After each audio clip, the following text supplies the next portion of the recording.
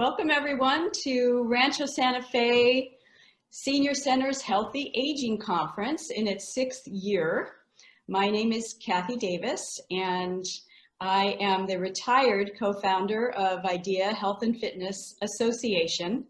And today I have the absolute pleasure of interviewing Elaine LaLane, better known as Lala. And I've known Lala for a long time, but we'll get into that later. She really needs no introduction, but I wanted you to know a couple of fun facts. Lala is 94 years young. She is a television pioneer since 1948. She's been a motivational speaker many years, and she was married to Jack LaLane, of course, for 52 years.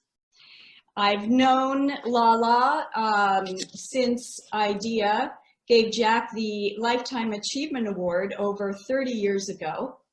And then when Jack passed away in 2011, IDEA created the Jack LaLane Award, and Lala came every year since that time to give it away. And so I have just had so much fun getting to know her over the years. And so Elaine, let's take it away. I'd love to know your entire story. I know our viewers here today would love to know, when did you meet Jack? Well, first of all, I'm going to tell you, they're probably wondering, where did she get the name Lala? Yeah. Well, we were being introduced one time, Jack and I, and this fellow was introducing us to another couple, and he said, "This is Elaine. This is LaLane. And Jack said, "Oh, just call her Lala." So, so that's how I got my name, Lala. Great. But I met Jack in 1951. I was on television in 1948 when television first started at KGO TV in San Francisco. And I was on an hour and a half. Television didn't come on until at that time until afternoon. But my first commercial came on at 6 o'clock. Before that was butternut bread. But now then television is now starting at 4:30. And we had an hour and a half show from 4:30 to 6 with a television with the 12-piece ABC orchestra. So we had a variety show, just like the Tonight Show or Today Show. And I booked all the guests and I appeared on it. So that's when I first met Jack. I had him on as an interview. Got this call from Oakland, California, and they said, "Got this guy over there who can do push-ups through your whole show." Oh, that's great. Push-ups through my whole hour and a half. So he came over and he did push-ups through the whole show. We panned over to him throughout the entire hour and a half. And the next thing I knew, he, in 1951, he came on at KGO TV with his television show.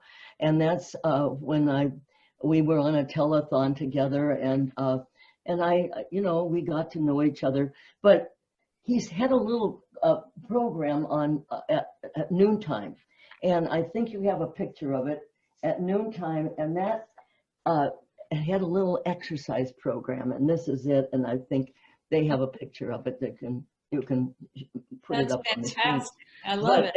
That's my first. And I said, my gosh, I was, smoking cigarettes and eating bear claws and chocolate. I loved chocolate donuts. And Jack came over, came on my desk and to my desk at KGO, and he said, "You should be eating apples and bananas and oranges." And at that time I was smoking, and I said, "Oh yeah." And so and he says, "The only thing good about the donut is the hole in the middle." So anyway, that's how I met Jack, and 2 years later we dated. We danced at a company. I tell everybody to shorten this whole thing out. We danced at a company party, and we've been dancing ever since. Oh, I love that.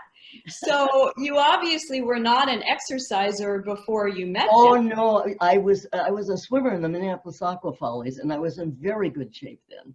Uh-huh. And that's when in the early 40s. But then when I came to California, and I hadn't exercised since I lost my boyfriend in Iwo Jima in World War II, and so I came to California to visit, and I stayed, and my cousin, and then so then that's when I was let myself go. I didn't do anything.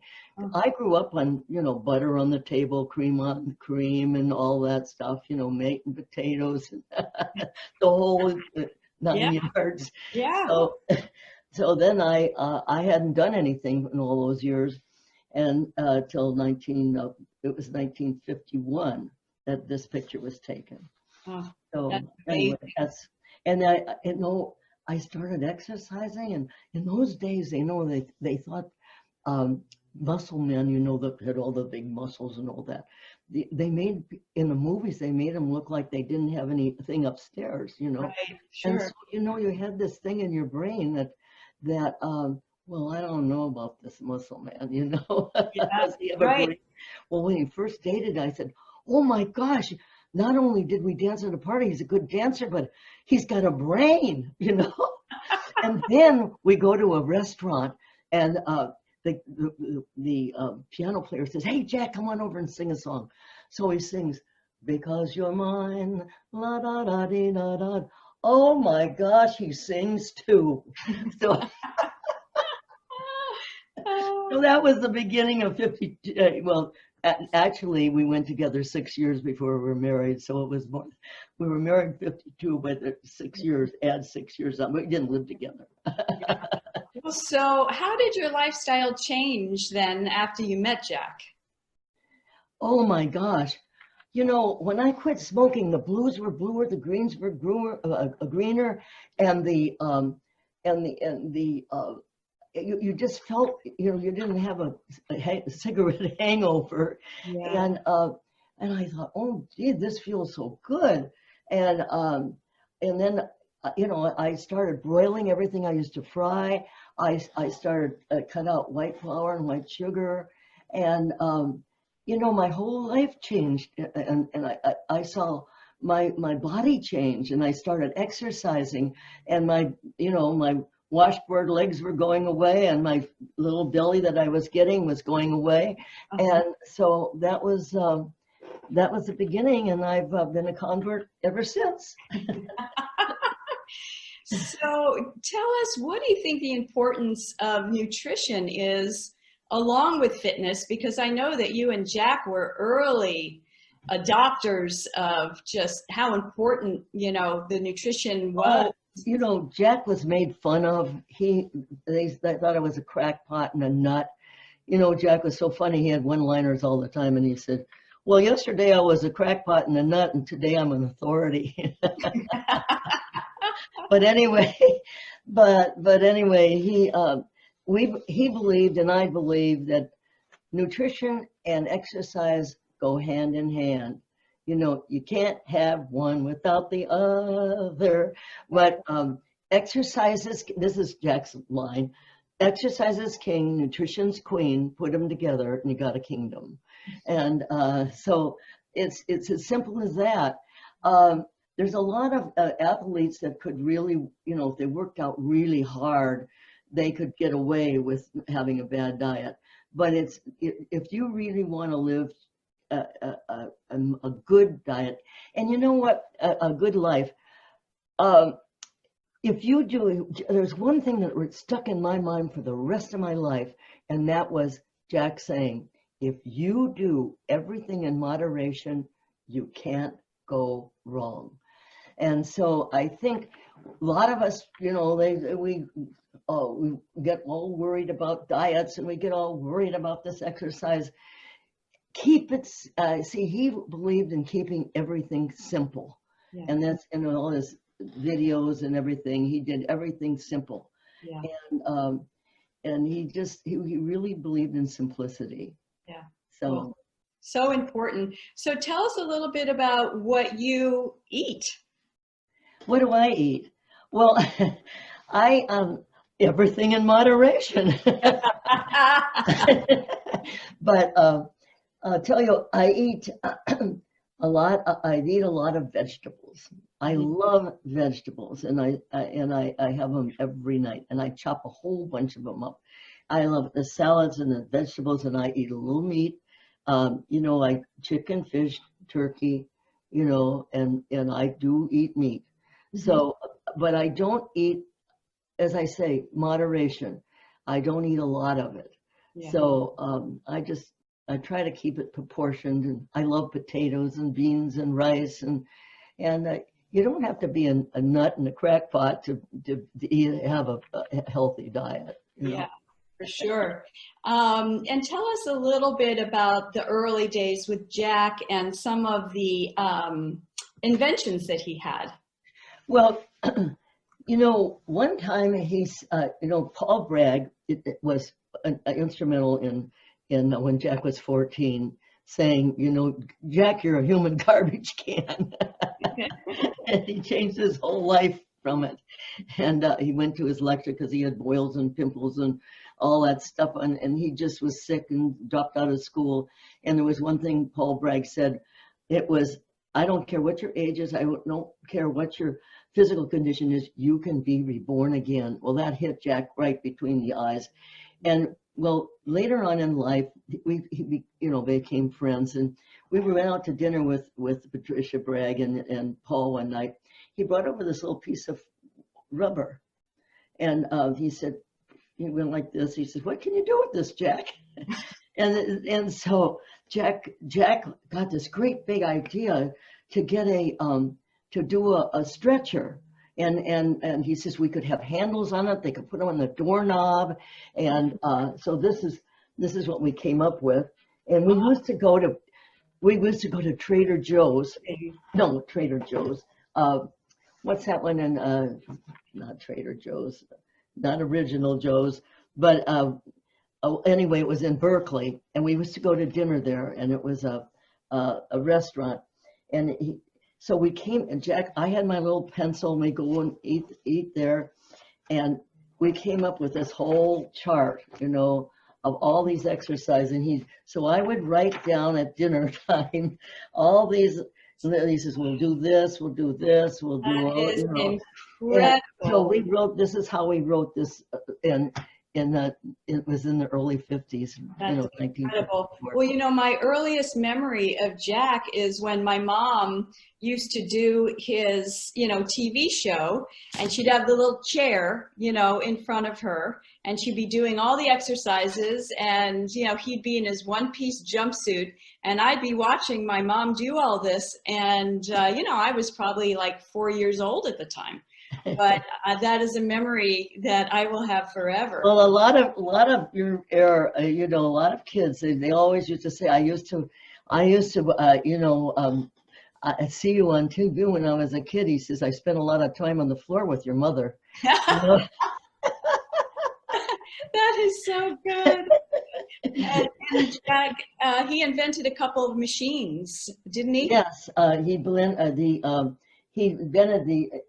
in the 30s. They didn't. In order to get people to come to his studio, because he was known as a crackpot. He invented the leg extension machine, which is this leg extension machine. Oh my gosh! And then this is his squat machine. It's now the Smith machine. Rudy Smith, a good friend, patented it, but it's now called the Smith machine. So, and this is the weight selector. In those days they didn't have, when Jack opened the first modern health club, they had health clubs where they lifted, weights and they did clean and jerk and all that stuff, but they didn't have a lot of equipment that had pulleys. And then this is the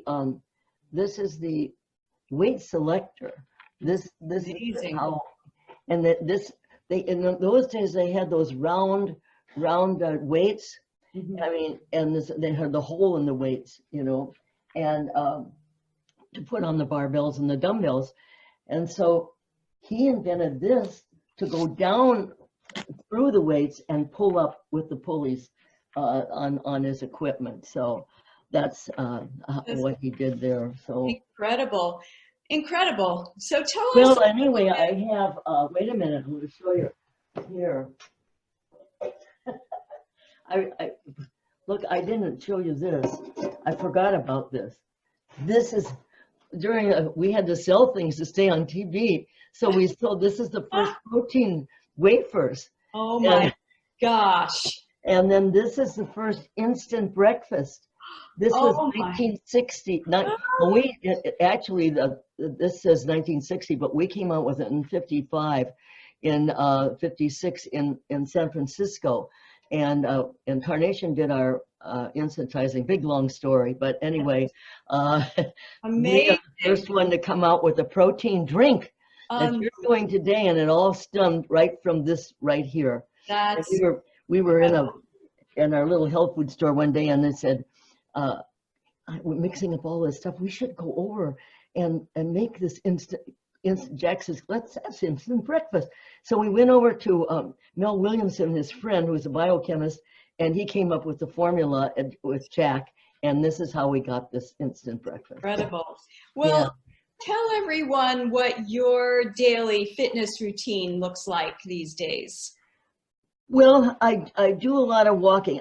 When I first get up in the morning, I do a lot of this. I mean, you have 55 muscles in your face, and they all need to be worked too. But nobody thinks about their 55 muscles in their face. Right. So I do a lot of this and try to keep my muscles. And then, a lot of us get these crepe necks here, and so if you stick out your chin and put your hand on your forehead, and everybody can try this, put your down now, resist here and put your chin on your chest, and then resist back and forth. You'll feel this pulling. One time I was doing it at a lecture, and I got so sore I could hardly move my jaw the next day. But so how far do you walk every day? Well, I walk around I have 3.5 acres, and I've got a lot of hills, and walking up hills is really toughy-wuffy. And so I take the dog and we go walking around, and I go up the hill and around and about. I do a round, and sometimes I go down the road, but I don't like to take the dog down there because I just you don't know who's going to come running around the corner. So Right. I'm safe these days. Yeah. So what do you do to stay motivated to what do I do to work out? Yeah. Well, I think about the results. When you think about the results, in other words, if you're not motivated and you don't do anything, well, if I put this arm in a cast for, I don't know how long, but anyway, it'll start atrophying right away. So years ago, when people would have to come out of the cast, on their legs, and it was all atrophied, and your body starts atrophying. And so I think about, I don't want my body to atrophy. And then I think about the results. Right. And if you think about, here's another thing, I've seen my friends, they didn't, I said, why don't you do some exercise? Oh, I don't exercise. Well, you know what I saw happen to them? I saw them bend over like this. And roll up like a little ball. And then they got dementia because they did not move their body. If you want to live, move. So this is my yes. Oh, book. good. If you want to live, move. Tell us a little bit about that, about your book. But I do this. These are some of my wake up exercises that I have in the book. I have with Jamie. I wrote it with Jamie Brinkus, but I have some wake up exercises that I do. So in bed I still do a bunch of stuff. I cross my legs back and like this. I can't do it very well here, but Yeah, that's I can okay. show you, like, I can, Right. cross. Sure. And I do a lot of, I do a lot of leg liftings, but if you can't lift both at the same time, you lift one leg into the here and with this leg. And the thing is get moving, moving, moving. That's the most important thing is move. So our book is called, If You Want to Live, Move, Putting the Boom Back in the Boomers. Oh, I love that. I With love Jamie that. Brinkus. Yeah. And it's on Amazon, and you could get it here at my website too. Fantastic. So tell us a little bit about how you felt when Jack started towing boats and doing all of these major physical feats for his various birthdays. You gotta be nuts.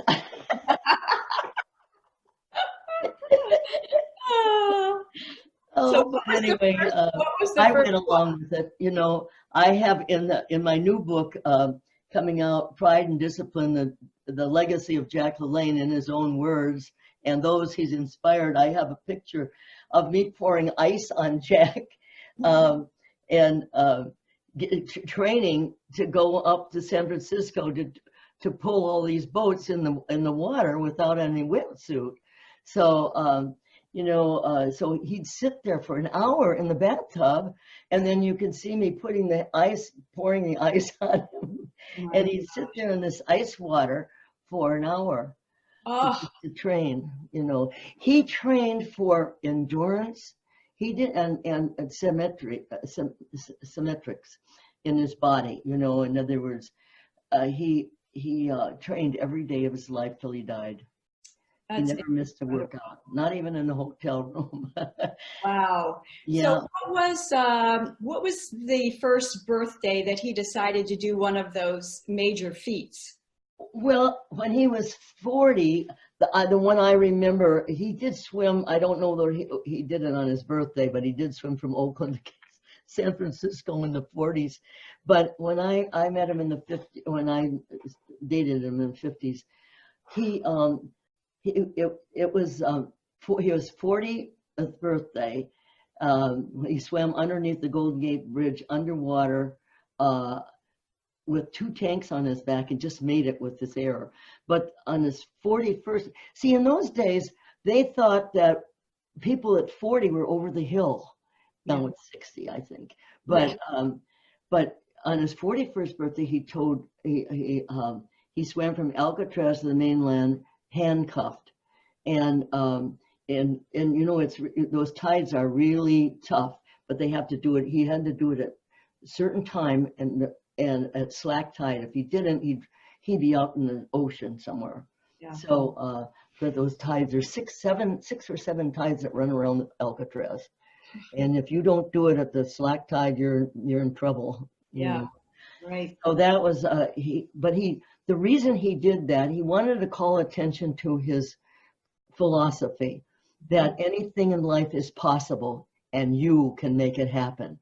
Right. So that's how that's the reason that he started it, and to call attention to, you're not over the hill. Let's get with it, okay? Oh, I love it. So tell us, how many books have you written? Well, I've written 7 books, usually with a co-author, but I do most of the, it's my speaking. When Jack speaks and when I speak, I have to do it. A lot of people want to change my writings, but then you change my personality. Right. And the same with Jack. If you don't let people be themselves, and that's the most important thing to everybody that's listening, remember to be yourself.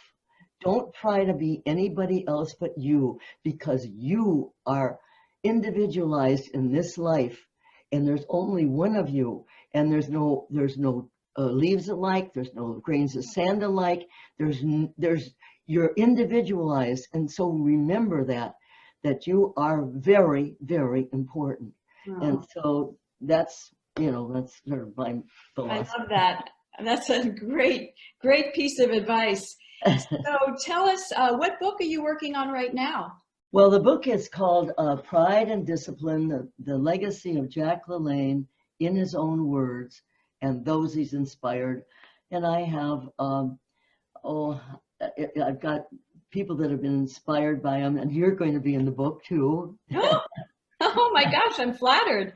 Thank you. Yeah, well, I thought Greg got a hold of you. I'm writing it with Greg Justice, and Yes. so you're going to be in the book of Peter, and you know, Oh, nice. we need to know what you have to say about Jack. I Oh, hope it's good. yeah, we have a lot of incredible memories of Jack. So yes, I can't wait to read this book. I'm excited. I'm really excited about it. And we've got, you know, we've got people like Arnold and even Keith Morrison. He used to come over 5 years and interview him for Dateline. And so he tells about Jack in there. How he's surprised, you know, people didn't know really what Jack was all about, you know, so you're going to find out all about what he's all about. You're going to find out what he's all about. I can't wait. Before I ask my last question, I just want to ask you, getting back to your workout for 1 minute, I know that you do all of your, you know, exercises, plus you do a lot of walking. Do you do any weights? Oh, yes. I've done weights all my life. I mean, since I met Jack. Yeah. Oh, yes. I see, weights are very, very important because they are resistance. Now, everybody put their hand on their shoulder. Okay, put your hand on your shoulder. Okay, put it out straight. Okay, put it on your shoulder. Okay, now make a fist. Real tight, real tight. Now bring it up, bring it up, bring it up to your shoulder. Okay, now feel this. What's happening? Woo-hoo-hoo. You get a muscle. And that's what resistance is all about. I have a philosophy, and it's Maria Shriver asked me for one of her articles in her paper on Sundays. It's on online paper. She asked me, what are the 3 words that made you helped you live so long? And so I came up with my arc, and I added an H to it. So the first one of the arc is attitude. It's your attitude. What you know, if you don't have a positive attitude, you might as well just give up, you know. Yep. But so you want to have a positive attitude toward everything that you do. Yep. And remember, anything is possible and you can make it happen. So the next word is of the A-R is a rather attitude, and the next one is resistance. We just talked about resistance. Yep. Resistance makes things happen to your body. It makes them strong, but resistance in your nutrition, resistance against the food that is undermining your health. Okay, so now in the next one of arc is C, consistency. If you're not consistent about it, then I mean, you might as well give up. You know, you got to be consistent about all this.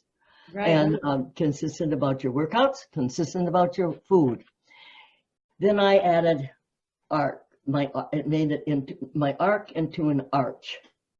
And so H is for harmony, and having harmony in your life. And it's so very important to have harmony. And instead of blowing off, you know, find out what's cooking first, you know. A lot of people blow before they know what the story is, and we all do it, but I've tried so hard to have harmony and get along with everybody, and to try to look into them, because they're a person and I'm a person. We're all persons, and we all have feelings. So I try to have harmony in my life, and that's my arch. That is So, so beautiful. Well, you just answered my last question, so I guess I don't have to ask you that, which was, you know, what last piece of advice do you have? But if there is anything else besides the arch, do let us know before we say well, bye. I want to tell you that my last piece, the last piece of advice I wanted, and it's very simple. It's one word: move. MOVE, big. You know, if you want to live, move. And it's just so simple. And just try to keep your life simple.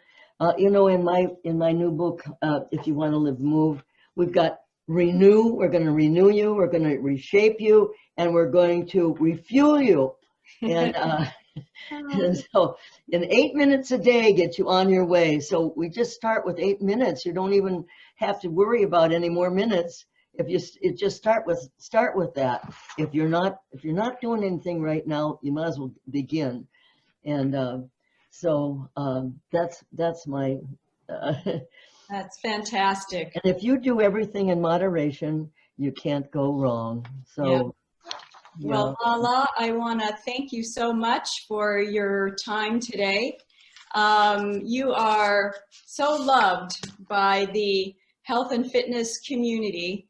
And I think I can speak on behalf of, you know, so many that are in the industry, and of course, people who are not, you know, in the health and fitness industry, but everybody who's watching today and who has had the benefit of learning from you and Jack what it means to live a healthy and fit life. We all say thank you, you know, for giving us, you know, your time today, and of course your words of wisdom and your many books, and we all just love you. Well, we have the videos too, you know, of Jack on those shows, and they're so up to date today. You cannot believe it.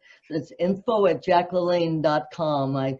It's actually not info. It's just jacklelane.com.